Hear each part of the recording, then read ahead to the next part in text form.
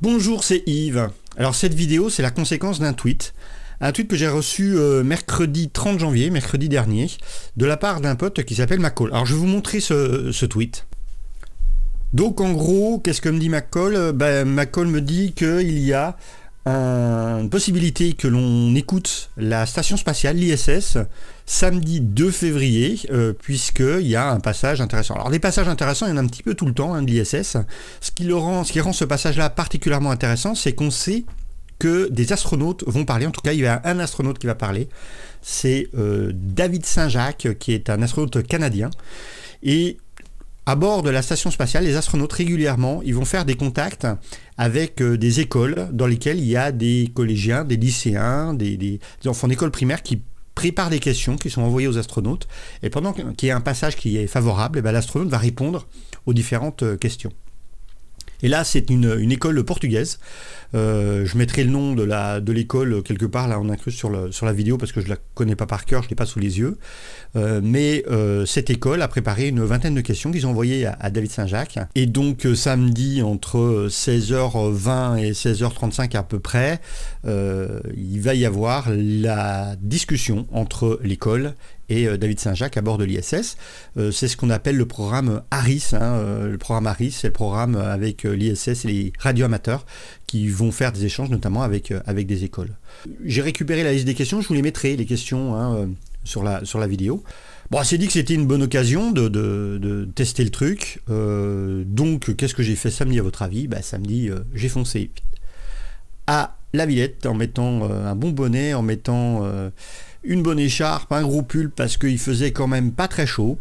Et puis j'ai retrouvé McCall et puis quelques-uns de ses potes. Alors j'étais venu avec quelques talkie-walkie, avec quelques récepteurs, histoire que parmi les gens qui étaient potentiellement présents, que tout le monde puisse au moins écouter dans sa main le passage si jamais ça fonctionne. Et c'est toujours un petit peu aléatoire ce genre de choses-là, puisque moi d'expérience, dans la plupart des cas, il y a eu 30% de réussite et 70% d'échecs quand on a voulu faire ça. Des fois, on ne reçoit pas trop le signal. On ne sait pas pourquoi, c'est pas toujours... voilà, il y a souvent des aléas, donc je m'attendais un petit peu à rien. Et pile à l'heure prévue, alors que je m'attendais qu'on entende tout doucement, à travers le souffle, un signal, pile à l'heure prévue, voilà ce qu'on a entendu.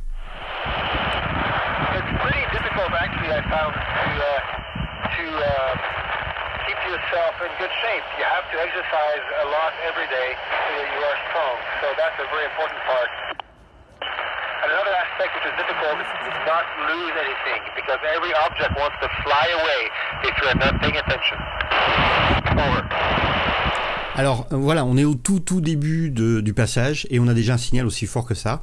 Alors le signal n'était pas aussi fort sur tous les talkie-walkie, celui-là était particulièrement sensible, a bien reçu le signal, donc je me suis dit que ça valait peut-être le coup que je vous présente un petit peu l'échange qui a eu lieu durant ce samedi après-midi.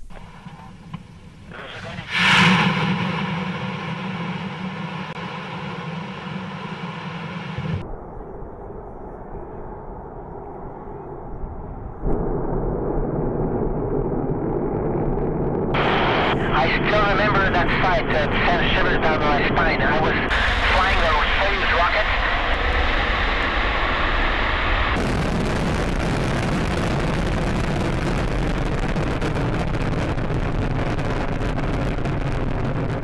And after launch it was nighttime, and the first time we saw sunrise from orbit, and I could see the curve of the Earth and the beautiful color of the sky. It was amazing. Over. We have a little clinic, a little medical kit. We have some antibiotics. We have some things to repair wounds, for example. But mostly we just try to be very, very careful with our health to make sure we do not fall sick because it's, as you can imagine, difficult to heal here. Over.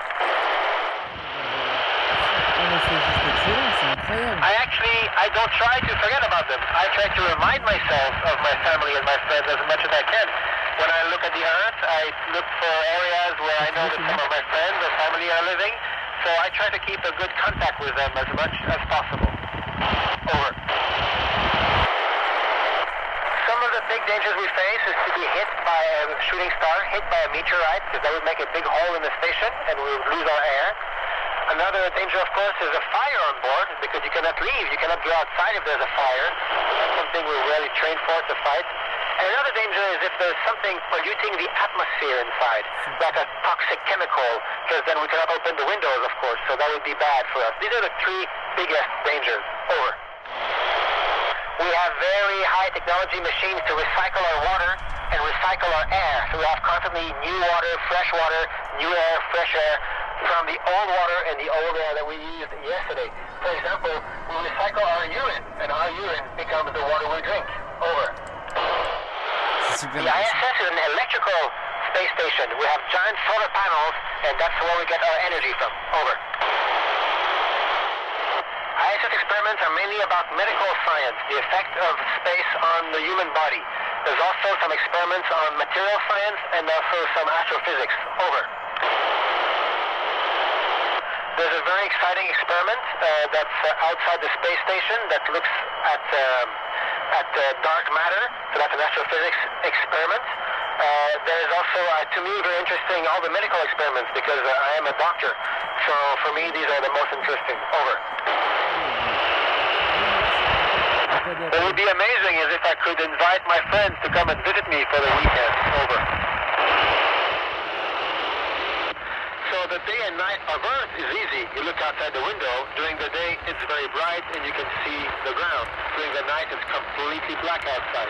But inside ISS, if you're not looking at outside a window, it's very abstract. You just know from looking at your watch what time it is. Because we live on an arbitrary time. We live on Greenwich Mean Time, the same time as in London, halfway between Houston and Moscow. So we know the time inside just by looking at our watch. Over. I think we would be smarter to keep the Earth livable and control our population. I think for human beings, that is the best place in the universe by far, is planet Earth. Over. I think if I saw one, I would not be here to tell you because I would have been sucked into the black hole. So luckily, I've never seen one. Over. There's some trash in space, dead satellites, old pieces of rockets that are floating around, and they're like debris that can hit us. Over. You can see the moon very easily. Of course, you can see the sun. You can see other satellites, but they're very small, just like little dots. You can see the sky, of the night, the planets and the stars. They look a bit different. They don't twinkle. And if you take a really, really good camera, you can even see airplanes flying way below us. Wow. Thank you, Jose Antonio. Thank you, everybody at the school. Over. Bye-bye.